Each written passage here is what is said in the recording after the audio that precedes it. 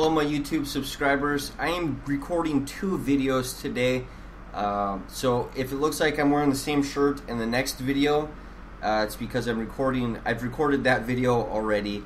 I recorded that video because of the nice little end screen that I got. I want the next video to actually look like the next video once in a while. Today I wanted to talk about wicks and what wicks I've used and what wicks I prefer. So let's take a look at what I got here. I got my AGA T2, which I've modded to dual coil, and you'll see that in the next video with a little bit of how-to on to do this. And I got stainless steel mesh wicks, and I gotta be honest, stainless steel mesh wicks are my favorite wick. I love stainless steel mesh wicks, and there's a reason for that. Stainless steel mesh wicks don't really cause me any type of problems. They're pretty easy to make. They're pretty inexpensive. But you know, and they last long. I still got mesh wicks that I probably could use, but you know, I just like rolling them and trying to perfect the craft of stainless steel mesh wick. Let's take a big hit off of this modded AGA T2, which is now dual coiled. You'll see that in the next video.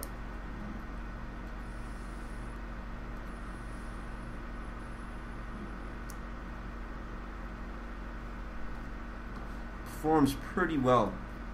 I've also used two other types of wicks, including the little atomizer, which really doesn't have a wick per se, but it has like this, I'm not sure what it is. It's almost like a porous substance that just kind of holds material, you know, the liquid material, and then drips it down into the atomizer.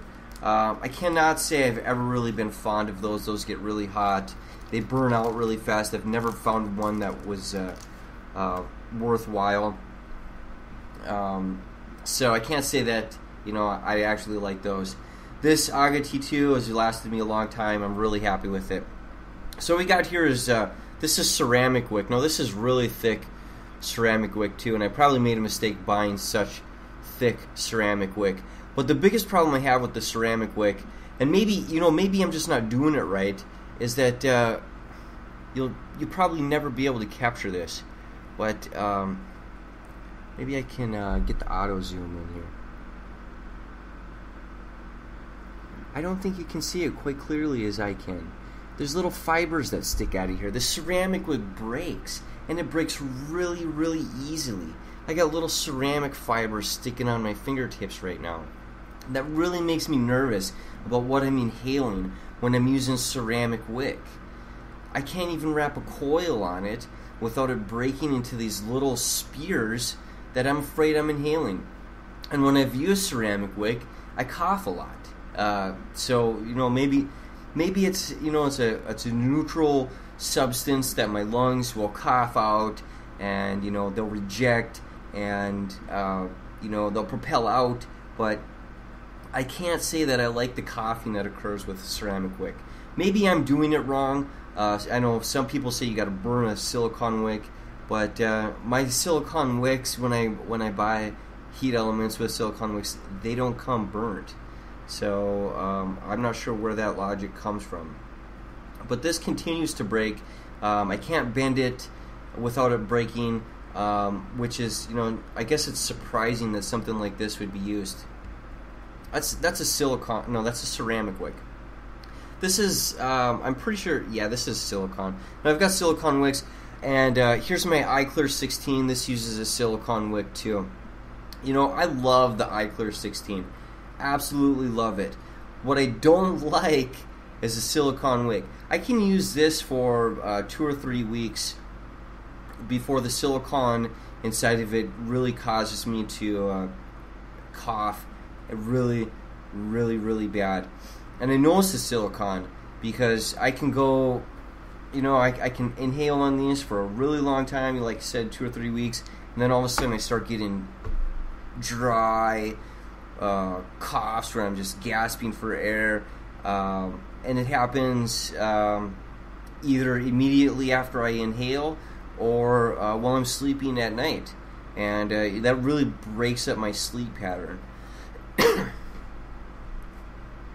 When it comes to steel wicks, stainless steel mesh wicks, I never have had any of those problems. Yeah, I'll cough, but it doesn't seem to have anything to do with the wick itself. It's because there's a fluid or something that's in there in my lungs that I cough up, and something comes up with it. The cough actually has a body, and I think it's just the condensation of the vapor I've inhaled. So I am definitely pro silicone wick. And while I tell people this is a great device for beginners, I really think people should look at getting into a tank system that uses a stainless steel mesh wick. I haven't used cotton. I haven't used stainless steel rope either. People are using stainless steel rope, but I can't say that I'm ready to go to cotton. I know I've heard really good things about it. I've heard really good things about it compared to a silicone wick, but I'm not sure if I'm ready for that change. And it has to do with how the heat is breaking the wicking material down. The coil is going to cause a lot of heat, and I'm just not sure how much damage is being done to the stainless steel, but it doesn't seem to have too much of a negative effect on me. I can vape on this for months at a time on a stainless steel mesh wick and not experience any lung problems other than a little bit of excessive moisture from the material I'm vaping. But when it comes down to silicone, I got about 2 or 3 weeks, maybe more, and after that, I got to move back to stainless steel. And as for ceramic, I've never really been able to get comfortable with this.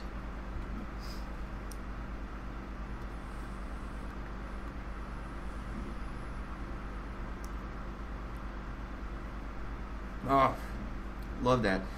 So I can vape on stainless steel mesh wick. Here's one of my wicks that I have that I could probably reuse, and I love that. And I gotta say, I highly recommend getting a tank system that uses a stainless steel mesh wick. Silicone's great. It has its downfalls though. As an introductory level wicking, especially for these clearamizers, which I think are really cool, it works really great. But it's not something I can use continually for a long time. So yeah, I just wanted to bring that point of view to my viewers, especially considering I've stated I highly recommend the iClear 16 for a beginner. The reason I recommend that for a beginner is because it's so easy to use. It's so cost effective. You don't have to worry about what battery you're using. Most of these are already set up for something that's going to be electronic, so it's it's not going to go below 1.2 ohms. And the dual coil iClear 16 just performs really well. It's really easy to fill. You can carry it around. So the only reason I recommend that setup is because it's just so easy to move to, and you get such good performance for the cost. Now, something like this is something I've been playing around with for a really long time. I gotta say, I'm really happy with the current setup, but this isn't how I bought it. I'm using a Chemisys clone here, and I'm using a battery that's it's got safe chemistry. I did a lot of research on batteries, and I went with the EFS just because it's easier on my pocketbook. But if you use the wrong battery, this little thing's like a little pipe bomb that you're puffing vapor out of. It's right up to your face. It's in your hand, and it could literally, from what I'm reading, if you use the wrong battery, something like this could explode right in your hand. And that's not something I want people to do on their first day when they're trying to quit smoking and be healthier for them. for themselves. You know, I don't want them to be like, oh man, this flavor is great. Boom, I'm in the hospital getting my teeth replaced. I don't want that on my conscience. One more vape. This is really good. I'm really liking this Fire and Ice.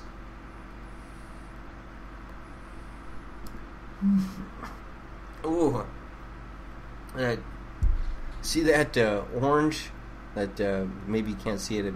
It moved away. That little yellow liquid is the cinnamon oil in there. That gets spicy hot.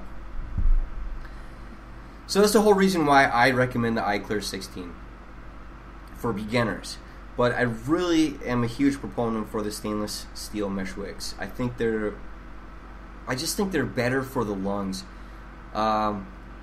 Mainly because I've used them for so long, and I haven't had any problems when it comes to using a stainless steel mesh wick.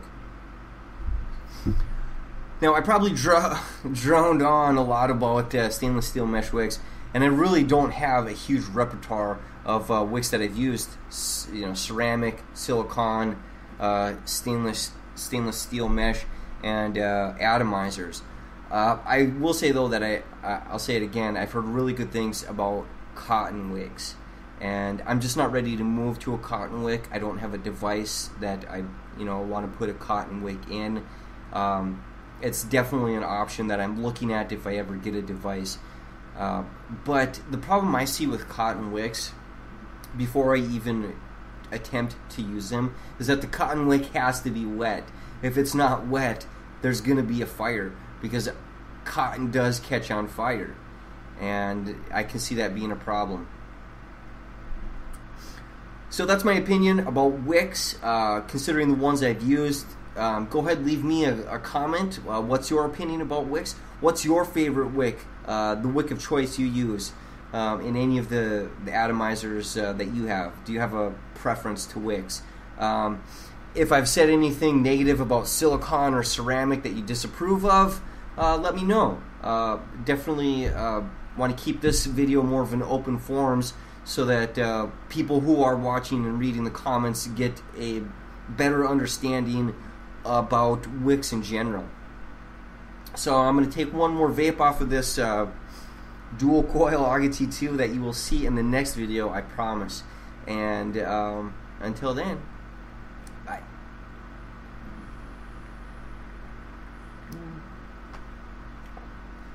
Got that cinnamon. Cinnamon's delicious. I forgot. If you like this video, leave me a like. Go ahead, leave me a comment. I already said about the comments. If you have not clicked subscribe, go ahead and click subscribe, and I will be doing more reviews in the future. Until next video, bye.